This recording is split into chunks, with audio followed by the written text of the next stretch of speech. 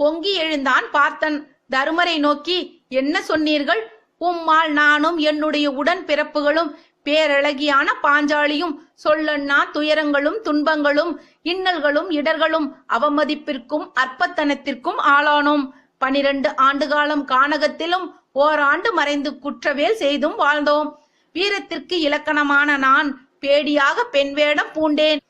நீர் போரில் வெற்றி பெற்று அஸ்தினாபுர அரியணையில் அமர வேண்டும் என்பதற்காக குறையொன்றும் இல்லாத என்னுடைய மகன் அரவானை போர் துவங்குவதற்கு முன்பே களப்பலி கொடுத்தேன். சக்கரவியூகத்தில் நுழைய மட்டுமே அறிந்த என்னுடைய மகன் அபிமன்யுவை முன்னே செல்லவிட்டு நீங்கள் பின்தங்கி பரிதவிக்க விட்டதால் பலரும் சூழ்ந்து படுகொலை செய்ததை உமக்காக பொறுத்து கொண்டேன். என்னுடைய பாட்டனார் பீஷ்மரை ஒரு பெண்ணின் பின்னிருந்து துளைத்தெடுத்து அம்பு படுக்கையில் வீழ வைத்த அறமற்ற செயலையும் செய்தேன். நீர் சூதாடிய பொழுதே அண்ணன்